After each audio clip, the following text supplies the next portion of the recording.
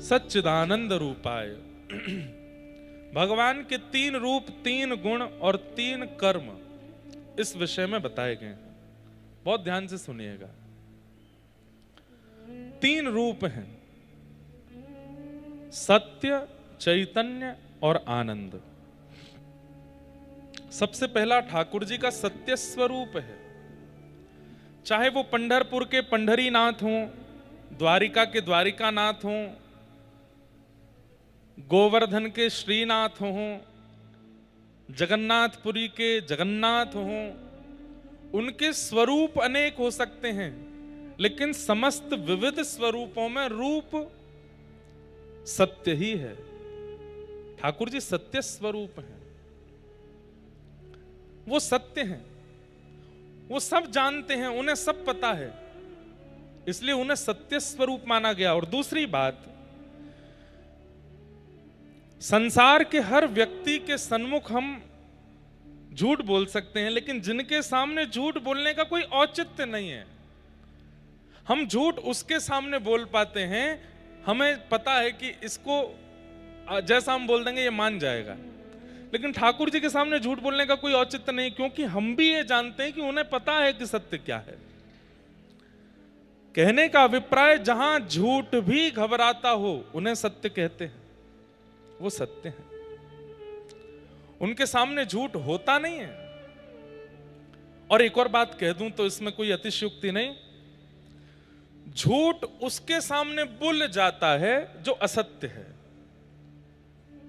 पत्नी से झूठ बोल सकते हैं, पति से झूठ बोल सकते हैं, माता पिता से झूठ बोल सकते हैं, मित्र से झूठ बोल सकते हैं, बच्चों से झूठ बोल सकते हैं, अपनों से झूठ बोल सकते हैं। क्यों?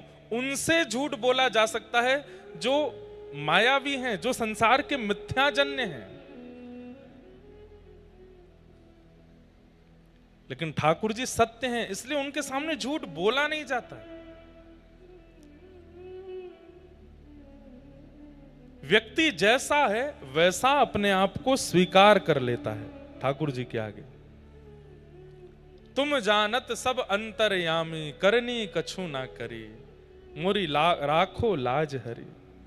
तो कहने का अभिप्राय, झूठ वहां प्रकट होता है जहां सामने वाली वस्तु भी झूठी है, लेकिन जहां सामने खड़े हुए ठाकुर जी झूठ है ही नहीं, परम सत्य, वहां झूठ नहीं बोल पाते हम। दुनिया ने आपसे पूछा कि आप इतने बड़े आदमी कैसे बन गए, या आप इतने सुंदर कैसे हो गए, या ये चीज आपको कैसे मिल गई, ये बात आपकी कैसे हो गई, ये कैसे हो गया, तो आप उसमें 4 बातें झूठ मिला करके बोल सकते हो, क्योंकि सामने पूछने वाला व्यक्ति भी मिथ्या है, झूठा है। लेकिन जब आप पंढरीनाथ के सामने जाओगे, जब आप गणेश जी के सामने जाओगे, जब आप अपने इष्ट के सामने जाओगे, वहां यथार्थ ही बोलोगे, वहां झूठ नहीं बोला जा सकता। क्यों? क्योंकि वो सत्य है, वो सब जानता है, वो व्यापक है। और एक और बात, झूठ उसके सामने बोला जाता है जिसकी व्यापकता सीमित है। व्यापकता समझते हैं? मैं इस वक्त अहिल्यानगर में हूं, अब कोई नासिक में मेरे से मिलना चाहे तो नहीं मिल पाऊंगा, क्योंकि मैं केवल अहिल्यानगर में ही हूं और कहीं नहीं हूं। लेकिन ठाकुर जी से नासिक में भी मिला जा सकता है, अहिल्यानगर में भी, दिल्ली में भी, जम्मू कश्मीर में भी, अमेरिका में भी, न्यूजीलैंड में भी, ऑस्ट्रेलिया में भी, कहीं भी, क्योंकि वो सर्वव्यापक है, सब जगह, एक ही समय पर हर स्थिति में सब जगह व्याप्त है। तो व्यापक से झूठ नहीं बोला जाता, जिसकी व्यापकता नहीं है उसके सामने झूठ बोला जाता है। मेरी, आपकी, हम सबकी व्यापकता नहीं है, इसलिए हम झूठे हैं। हमारे सामने कोई भी झूठ बोल देता है, लेकिन ठाकुर जी व्यापक हैं, सर्वत्र हैं, इसलिए उनके सामने असत्य टिकता नहीं है, इसलिए वो कौन है? सत्य है, सत्य। अब देखो, वृंदावन अहिल्यानगर से 1200-1300 किलोमीटर होगा, लेकिन वृंदावन की चर्चा यदि 1 घंटे में करने लग जाऊं, यमुना जी के बारे में, रज के बारे में, गोवर्धन के बारे में, राधा वल्लभ, राधा रमण, राधा श्याम सुंदर, बांके बिहारी, सबके बारे में चर्चा करने लगूं, 1 घंटे में दावे से कहता हूं आप ये भूल जाओगे कि आप अहिल्यानगर में हो, ऐसा लगेगा वृंदावन यहीं आ गया है, यही वृंदावन है। क्यों? ताली बाद में बजाना, पहले सुनो क्यों। क्योंकि वृंदावन व्यापक है, वृंदावन अस्थिर नहीं है, वृंदावन व्यापक है, कृष्ण का स्वरूप है।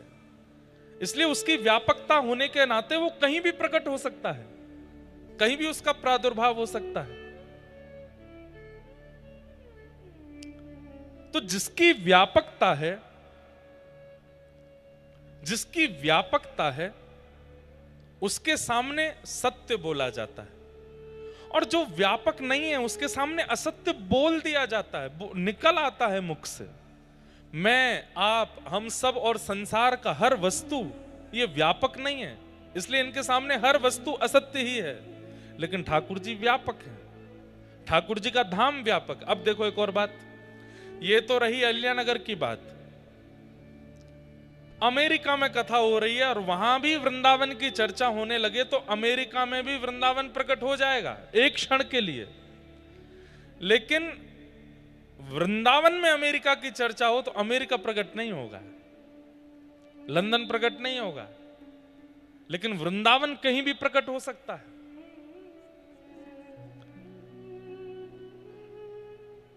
हम यहां चर्चा करते करते पंढरपुर का स्मरण करते रहेंगे तो धीरे धीरे पंढरपुर जैसा लगने लगेगा। श्रीमन चैतन्य महाप्रभु जब उनका सन्यास हुआ तो उन्होंने अपनी मां से कहा कि मैं वृंदावन जाना चाहता हूं।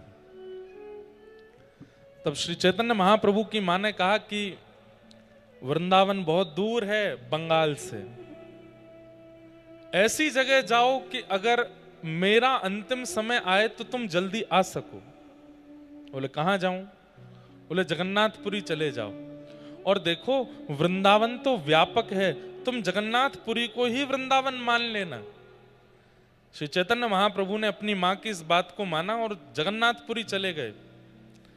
श्रीमन चैतन्य महाप्रभु जब समुद्र का दर्शन करते थे तो वो कहते थे समुद्र नहीं है, ये श्याम सुंदर यमुना जी हैं।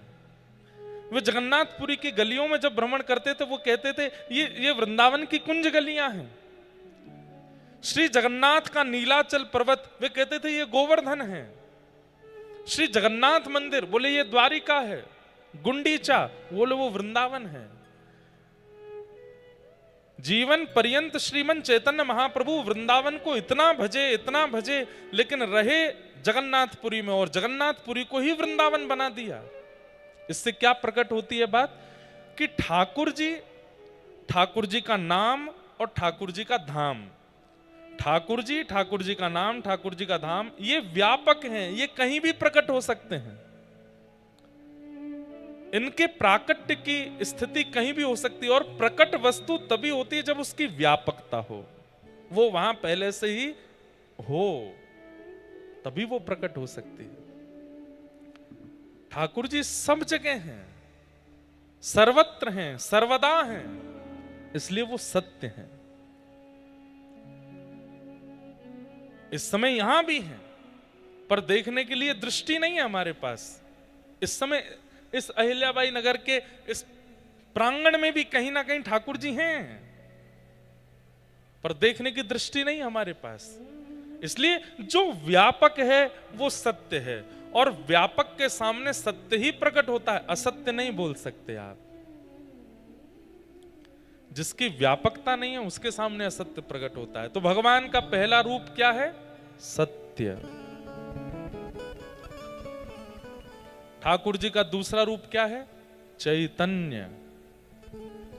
चैतन्य मतलब ठाकुर जी जड़ नहीं है, ठाकुर जी जड़ नहीं है। जड़ वस्तु कैसी होती है? जो निष्ठुर है, जिसके अंदर किसी प्रकार की गतिविधि नहीं है। जैसे कि ये माइक का स्टैंड, ये जड़ है, इसको कितना भी मारूं इसको पीड़ा नहीं होगी। मैं इसको गाली दूं, मैं इसको अच्छा बोलूं, ये दुखी भी नहीं होगा, प्रसन्न भी नहीं होगा, ये जड़ है। लेकिन ठाकुर जी कौन है? ठाकुर जी चैतन्य है। हमें दिखता है कि वो जड़ है लेकिन वो जड़ नहीं है, वो प्रत्यक्ष चैतन्य है। और एक बात सुनिए, हमारी व्यासपीठ का नाम क्या है? भक्ति पथ। भक्ति पथ का मतलब क्या है? भक्ति का रास्ता। तो रास्ते का कोई अंत तो होता होगा। अंत नहीं कहेंगे हम उसे, गंतव्य कहेंगे, डेस्टिनेशन कहेंगे। भक्ति के मार्ग का डेस्टिनेशन क्या है? कि जो ठाकुर जी हमको जड़वत दिखाई दे रहे हैं वही ठाकुर जी एक दिन चैतन्य हो जाएं, तब समझो कि आप भक्ति के पथ के बिल्कुल अंतिम पड़ाव पर आ गए हो। अब ठाकुर जी जड़ नहीं है, चैतन्य हो गए। सक्कूबाई, जनाबाई, तुकाराम, नामदेव, ज्ञानेश्वर माउली, इन सब महाराष्ट्र के भक्तों ने जड़वत ठाकुर जी को चैतन्य बना दिया। अरे जनाबाई, उनके विषय में प्रसिद्ध कथा आती है। कबीर दास भक्तों के खोज कर रहे थे भारत में घूम घूम करके। तब किसी ने कहा कि महाराष्ट्र में एक भक्त हैं जनाबाई, बड़ी भगवान की भक्त हैं। तो श्री कबीर दास महाराष्ट्र आए, जनाबाई जी को ढूंढने लगे, कहां हैं कहां हैं। तो पूछते पूछते पहुंच गए। किसी ने बताया सामने वाली एक गली है, उस गली में ही जनाबाई रहती हैं। कबीरदास जैसे ही वहां पहुंचे तो क्या देखा? पूरा इलाका इकट्ठा हुआ है और दो माताएं आपस में लड़ रही हैं, झगड़ रही हैं, बुरी तरह एक दूसरे को सुना रही हैं। कबीरदास बोले, भैया क्या हो रहा है? बोले, एक बहन जी ने दूसरी बहन जी के घर से गोबर के उपले चुरा लिए हैं, इसलिए आपस में लड़ाई हो रही है कि तूने मेरे घर के उपले क्यों चुरा दिए। उपले समझते हैं? हमारे यहां व्रज में उसको बोलते हैं गोबर का कंडा। क्या बोलते हैं? गोबर को ऐसे थाप के घरों में लगा देते हैं, धूप में सेकने के लिए रख देते हैं। बोले आपस में इसलिए लड़ रही हैं कि एक कह रही है कि तूने मेरे घर से गोबर के उपले चुरा लिए हैं। तो कबीरदास जोर से हंसने लगे, बोले भाई उपले की क्या रकम होती है? गोबर के कंडे की कोई रकम नहीं होती, कोई उठा भी ले जाए तो उस पर इतना विवाद तो नहीं करना चाहिए। कौन है ये लोग? बोले एक तो वो है फलाना नाम बता, और दूसरे बोले ये परम भक्ता जनाबाई है। कबीरदास बोले ये जनाबाई है? बोले हाँ। बोले मैं तो इनके दर्शन करने उत्तर भारत से आया हूं, ये सोचकर कि परम भक्त हैं, पर ऐसी परम भक्त जो गोबर के कंडे के लिए लड़ाई कर रही है, ये जनाबाई है। कबीरदास बोले पूरी मेहनत मेरी खराब हो गई, मुझे नहीं आना चाहिए था। अरे इतने विवादित भक्त से थोड़ी मिलना था मुझे। भक्तों का स्वरूप तो ऐसा होता है, वो शांत होते हैं, सौम्य होते हैं, प्रसन्न रहते हैं, आनंद में रहते हैं। लेकिन फिर भी कबीरदास जी ने कहा इतनी दूर आए हैं तो इनकी भक्ति ढूंढ के तो जाएं, इनमें भक्ति है कैसी। तो श्री कबीरदास जी जनाबाई के पास जाके बोले, भाई अरे कितने कंडे चुरा लिए उसने आपके? बोले मेरे कम से कम 5 कंडे इसने चुरा लिए हैं। बोले कंडों में कैसे पता चलेगा कि आपका कौन सा है, इसका कौन सा? और कंडे की तो बात है, मैं थाप देता हूं, कल तक आपका मिल जाएगा। जनाबाई बोली नहीं नहीं नहीं, मुझे किसी और के हाथ के थपे हुए नहीं चाहिए और इसके 5 भी नहीं चाहिए, मेरे वाले ही चाहिए। कबीरदास बोले आपके वालों की पहचान है कोई? बोले हाँ। आप कंडों कान से लगा करके देखो, जिनसे कोई आवाज ना आवे वो इसके हैं, और जिनसे विट्ठल विट्ठल विट्ठल विट्ठल आवाज आवे वो मेरे हैं। कबीरदास बोले असंभव, ऐसा हो ही नहीं सकता। कबीरदास गए और जाकर के कंडों को कान से लगाने लगे। 2-4 कंडे उठाए, उनमें से कोई स्वर नहीं आया। तभी जनाबाई के हाथ के स्पर्श का कंडा मिला। जैसे ही कान से लगाया, उसमें से स्वर की ध्वनियों में निकल रहा था विट्ठल विट्ठल विट्ठल विट्ठल। कबीरदास तुरंत दंडवत हो गए जनाबाई के चरणों में, मान गया। अरे कोई भक्त किसी प्राणी के ऊपर हाथ रख दे तो उसमें भक्ति आ जाती है। कोई भक्त, हमने सुना है श्री ज्ञानेश्वर माउली, उनकी बहन, उनके भाई ज्ञानेश्वर माउली इतने पराक्रमी हुए, वे किसी जानवर पर भी हाथ रख देते थे। हमने तो सुना है कि उन्होंने एक खड़ी दीवार पर हाथ रख दिया तो वो आकाश में उड़ने लगी थी। जीव पर हाथ रख के भक्ति का वरदान मिल सकता है, मानव पर हाथ रख के उसमें भक्ति प्रकट हो सकती है, लेकिन निर्जीव जिसमें प्राण नहीं है, ऐसे गोबर के ऊपले हाथ से स्पर्श करके विट्ठल विट्ठल गाने लगते हैं। ये निर्जीव को जब विट्ठल गवा सकती हैं, हम प्राणियों पर अगर हाथ रख देंगी तो हमारी स्थिति क्या होगी? ऐसी जना भाई, समझ में आई बात? जहां भक्त के स्पर्श करने से गोबर का कंडा विट्ठल बोल सकता है, वो परमात्मा, उस भक्त के हृदय में विराजमान होने वाले परमात्मा जड़ कैसे हो सकते हैं? वो तो चैतन्य है। ठाकुर जी जड़ नहीं है, चैतन्य है।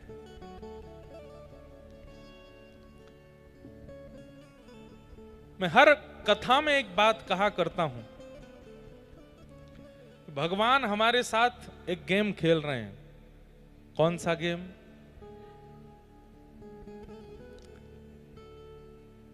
विष अमृत। एक गेम हम उत्तर भारत में लोग खेलते हैं, और मैं बार बार उत्तर भारत नहीं बोलूंगा, नहीं तो बड़ा अलग अलग सा लगता है, जैसे महाराष्ट्र कोई अलग थोड़ा ही है। हम ऐसा बता देंगे कि हम हमारे यहाँ ऐसा होता है, ऐसा बोल देंगे। उत्तर भारत नहीं बोलूंगा, भारत सब एक ही है, कोई ऊपर नीचे इधर उधर नहीं है बात। तो हमारे यहाँ गेल खेलते, आपके यहाँ भी खेलते होंगे उसको। एक और उसमें एक और गेम होता है बर्फ पानी। उसमें एक व्यक्ति होता है, वो जितनों को छू देता है वो सब बर्फ बन जाते हैं, और जो बचते हैं वो उसको पकड़ करके पानी बनाने का प्रयास करते हैं। और उसको पकड़ने के लिए अगर आप गए और जो बर्फ बना रहा है उसने आपको छू दिया तो आप भी बर्फ बन जाओगे, और जिस अदा में हो वैसे ही रहना पड़ेगा आपको। ठाकुर जी हमारे साथ ऐसा खेल खेल रहे हैं, स्वयं तो मूर्ति बन के खड़े हो गए और हमको मानो चैलेंज कर रहे हैं, तुम्हारे पास 100 वर्ष का समय है, 100 वर्ष के अंदर अंदर मुझे चलायमान करके दिखाओ। मैं मूर्ति बन के खड़ा हूं, कहीं ऐसे खड़े, कहीं ऐसे खड़े, कहीं ऐसे खड़े, कहीं ऐसे खड़े। हम भक्ति के प्रभाव से, हम नाम के प्रभाव से, हम गुरु कृपा से, अगर इन ग्रंथों की कृपा से ठाकुर जी को चलायमान कर देते हैं तो हमारी विजय हो जाती है। और वो चलायमान होने को तैयार हैं, पर हम कर नहीं पाते। ठाकुर जी जड़वत खड़े हैं हमारे सामने, लेकिन भगवान का परम स्वरूप चैतन्य है, जड़ नहीं। एक बार एक भक्त था, लड्डू गोपाल जी की सेवा करता था, पर उसके जीवन में इतना कष्ट था, इतना दुख था कि वो रोज लड्डू गोपाल जी से प्रार्थना करना था, मेरे जीवन में सुख आ जाए, मेरे जीवन में सुख आ जाए। 10 वर्ष निकल गए लेकिन उसके जीवन में सुख नहीं आया।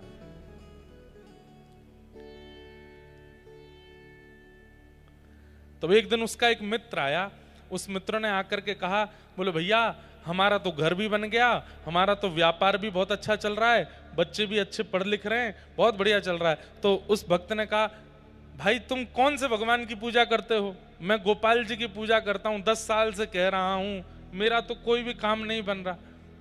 उस भक्त ने कह दिया, मैं तो शंकर जी की आराधना करता हूँ, शिव आराधन करता हूँ, और सुनो हम तुमको एक राय दें। बोले क्या? ये गोपाल जी की सेवा थोड़ी तुम कम करो, शंकर जी की आराधना करो, शिव भक्त, शिव जी जल्दी प्रसन्न होते हैं। और मेरा आपका, हम सब संसारी लोगों का स्वभाव ऐसा ही है, जहां की तरफ हमको लगता है कि पड़ला भारी है, हम वहीं की तरफ झुक जाते हैं। एक क्षण लगता है हमको छोड़ने में, अविश्वास बहुत जल्दी आता है हमारे मन में।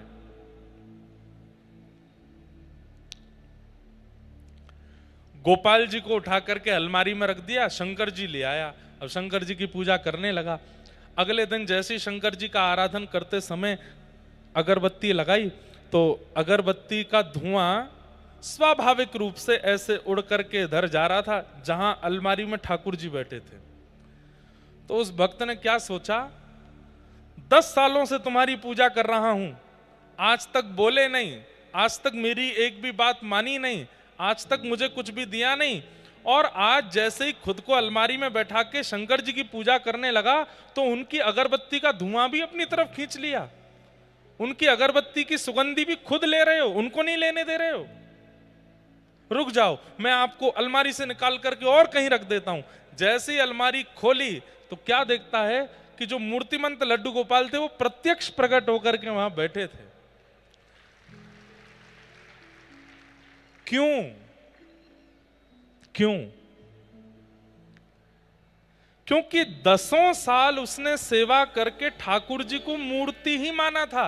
आज पहली बार उसके मन में यह भावना आई कि इनकी भी नाक है, ये भी सूंघते हैं, यह भी प्राणी हैं, इनके अंदर भी प्राण हैं। उसके अंदर यह भावना आ गई कि मैं दूसरे देवता की सेवा कर रहा हूं तो इनको शायद जलन हो रही है। ये जलन होना, किसी धुआं को अपनी तरफ खींचना, सुगंधी सूंघना, ये चैतन्य का स्वरूप है, ये जड़ का स्वरूप नहीं है। आज 10 साल बाद उसने ठाकुर जी को चैतन्य माना, इसलिए प्रकट हो गए ठाकुर जी। इससे ये बात प्रमाणित होती है। हम आज तक अपने ठाकुर जी के प्रति चैतन्य बुद्धि कर ही नहीं पाए हैं, इसलिए ठाकुर जी जड़ ही रहते हैं, वो चैतन्य नहीं बनते। उनके प्रति चैतन्य भावना रखो, उनके प्रति चैतन्य की स्थिति रखो। और चैतन्य स्थिति कैसे होती है? ठाकुर जी से कोई संबंध बना लीजिए, ठाकुर जी को अपना कुछ मान लीजिए, उनके प्रति चैतन्य बुद्धि रखने लगोगे तो ठाकुर जी की गतिविधियां होने लगेंगी। कभी आंखें भी टिमटिमाएंगे, कभी हाथ भी चलाएंगे, कभी पैर भी चलाएंगे, कभी बोलने भी लगेंगे। जितने भी भक्तों का नाम लीजिए, एक भी भक्त ऐसा नहीं है जिसने मूर्ति पूजा की हो। सब भक्तों को चैतन्य भगवान ने दर्शन दिया। क्यों? क्योंकि उस भक्त ने ठाकुर जी के प्रति कभी जड़ बुद्धि रखी ही नहीं। वो ठाकुर जी को चैतन्य मानता है, हम जड़ मानते हैं। ठाकुर जी जड़ नहीं है, चैतन्य है। व्रज में एक महात्मा यमुना स्नान कर रहे थे। भोली भाली 2 सखियां आपस में बात कर रही थी। बोले, अरे मैंने तो ऐसा सुना है कि इन संतन के पास भगवान हूं मैं। दूसरी बोली, दिखाई तो देना रे। ब्रजभाषा बोले, समझ जाओगे आप लोग। दूसरी बोली, दिखाई तो देना रे। बोले, ऐसे ना दिखाई दे, ये जो इनको झोला है ना, जो ये टांग के चले, या के भीतर है भगवान। तो संत जैसे ही यमुना स्नान करने गए, दोनों भोली भाली सखियां गईं और उनका झोला खोलने लगी। तो झोले में से गीता जी निकली, रामायण निकली, कमंडल निकला। तभी एक छोटा सा एक बक्सा था। वो छोटे से बक्सा को जैसे ही खोला तो उसमें लड्डू गोपाल बैठे थे। तो दोनों सखी बोली, अरे देख देख देख देख, मिल गए ठाकुर जी। तब पहली सखी दूसरी सखी से बोली, अरे देख, या बाबा ने छोटे से बक्सा में ठाकुर जी रख दिए तो ठाकुर जी के हाथ पैर टेढ़े मेढ़े है गए, और लड्डू गोपाल तो ऐसे ही रहते हैं। दूसरी बोली, मेरे पास घी है, मैं इनकी नेक मालिश करके इनके हाथ पैर सीधे कर दूंगी। और घी लेकर के आई और ठाकुर जी को मालिश करी, हाथ में लगा, पैरन में लगा, मुख पे लगा। अब उसके मन में ये नहीं था कि लड्डू गोपाल ऐसे ही रहते हैं, उसको था कि ये छोटे से बक्से के कारण इनके हाथ पैर ऐसे हो गए। इस भावना से घी लगाया तो ठाकुर जी सीधे हो गए, हाथ भी सीधे हो गए, पैर भी सीधे हो गए। इतने में ही वो महात्मा यमुना जी से निकल के आए। जैसे ही यमुना जी से निकले, वो सखियां वहां से भागी, अरे बाबा आ गए हो, बाबा आ गए हो। बाबा ने आके कही, मेरा झोला निकाल लिया। क्या निकाला इसमें से? और जैसे खोल के देखा तो बक्सा रखा था। उनको डर लगा कि कहीं ठाकुर जी तो नहीं ले गए। जैसे ही खोल करके देखा तो जो लड्डू गोपाल थे वो सीधे खड़े थे, दोनों हाथ भी सीधे, पैर भी सीधे। बाबा बोले, ठाकुर जी तो मेरे हैं, 40 साल से मैं सेवा कर रहा हूं, लेकिन इनके हाथ पैर सीधे कैसे हो गए? उन सखियों को बुलाया, बोले, मैं कुछ कहूंगा नहीं, इधर आओ। तुमने क्या किया था कि मेरे ठाकुर जी के हाथ पैर सीधे कैसे हो गए? तो वो सखी बोली कि बाबा, हमें तो ऐसी लगी कि आपने अपने ठाकुर जी इतने छोटे से डिब्बा में बंद कर दिए, उनके हाथ पैर मुड़ गए, तो हमें लगी कि हाथ पैर सीधे करवे के आज घी की मालिश कर दें। तो हमने घी की मालिश करी तो ठाकुर जी के हाथ पैर सीधे हो गए। बाबा ने उन सखियों को प्रणाम किया, बोले मैंने प्रयाग में स्नान किया, काशी में स्नान किया, तीर्थ यात्राएं करी, बड़े बड़े यज्ञ किए, बड़े बड़े अनुष्ठान किए, 40 साल से नित्य इनकी सेवा कर रहा हूं, सब कुछ प्रस्तुत कर दिया ठाकुर जी की सेवा में, लेकिन जिससे ठाकुर जी प्रसन्न होते हैं, चैतन्य भाव, वो हृदय में नहीं ला पाया। इसलिए आज तक ठाकुर जी मेरे सीधे नहीं हुए। लेकिन आज तुम लोगों की भावना से मुझे पता चल गया कि ठाकुर जी के प्रति चैतन्य बुद्धि रखनी चाहिए। हमारी गिरधर लाल जी इतने से हैं, लेकिन उनके प्रति कभी आज तक जड़ बुद्धि नहीं आई, चैतन्य बुद्धि। और चैतन्य बुद्धि कैसे? अहिल्यानगर में कथा है, ठाकुर जी को पर्ची डाल के पूछेंगे आप चलोगे? जो पर्ची ठाकुर जी के पैरों के पास जाती है समझते हैं यही उत्तर है, खोल के देखते हैं ठाकुर जी कहते हैं नहीं, मतलब नहीं जाना। अभी कुछ दिन पहले मैं साउथ अफ्रीका गया था, वहां मेरा ले जाने का मन नहीं था। मैंने कहा वहां लोग गौ मांस खाते हैं, फ्लाइट इतनी लंबी होगी, व्यवस्थाएं इतनी होती नहीं है, ठाकुर जी को घर ही छोड़ जाते हैं। पर मन में आया कि एक बार पर्ची डाल के पूछ लेता हूं। पर्ची जब डाली ठाकुर जी को तो एक आश्चर्य हुआ।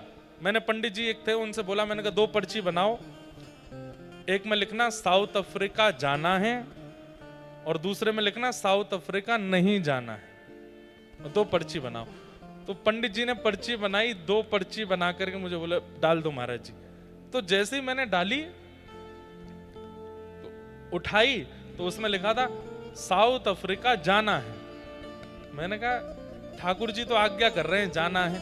तो मैंने कहा दूसरी पर्ची भी ऐसे ही, बस दूसरी पर्ची उठाई, उसको खोल के देखा, दोनों पर्चियों में यही लिखा था साउथ अफ्रीका जाना है, नहीं लिखा ही नहीं था इसमें। मैंने पंडित जी से कहा, मैंने कि सुनो, आपने दोनों पर्चियों में लिखा है साउथ अफ्रीका जाना है, दूसरी में भी लिखा है साउथ अफ्रीका जाना है। वो बोले महाराज जी इतने सालों में पहली बार मैं नहीं लिखना भूल गया हूं कि मैंने नहीं लिखा था, वो इसमें है ही नहीं, मुझे समझ नहीं आ रहा है। मतलब नहीं शब्द था ही नहीं उसमें। अब मैं बड़ी आश्चर्य में पड़ गया, अब क्या करूं, ये तो दोनों पर्चियों में एक ही बात लिखी थी। तो मैंने कहा एक पर्ची और बनाओ। तो